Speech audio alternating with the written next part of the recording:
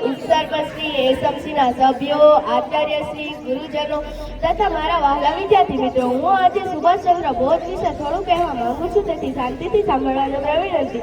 આઝાદીના લડવૈયાઓમાં નેતાજી સુભાષચંદ્રનો મોખરે છે. સુભાષચંદ્રનો જન્મ કટકના એક સામાન્ય પરિવારમાં 23 જાન્યુઆરી 1887ના રોજ થયો હતો. તેમના પિતાનું નામ જાનકીનાથ બોઝ અને તેમની માતાનું નામ પ્રભાદેવી હતું.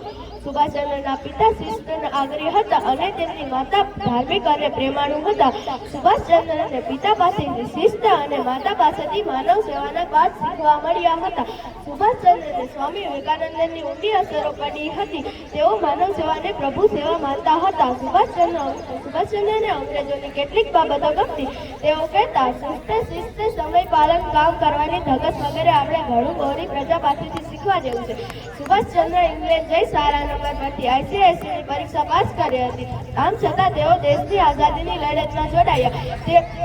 તેઓ આદર્શ દેશભક્ત હતા. સુભાષચંદ્ર માનવ સેવાના સત્રોત્તર ક્રાંતિનો માર્ગ પસંદ કર્યો. અંગ્રેજ સરકારે તેમને જેલમાં પૂર્યા. ત્યાં તેમને સહયોગ લાગુ પડ્યો. અંગ્રેજ સરકારે તેમને નજરકેદમાં રાખ્યા. અનેક મુસીબતો વેઠવી તેઓ જર્મની પહોંચ્યા. ત્યાંથી જાપાન ગયા.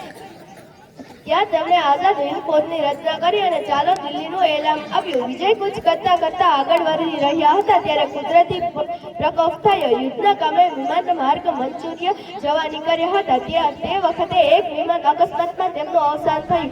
આ વીર પુરુષ આપણે સદા યાદ રહેશે. તેમનું સૂત્ર, તુમ મુझे ખૂન દો, મેં તુમ્हें આઝાદી. જય હિન્દ, જય ભારત.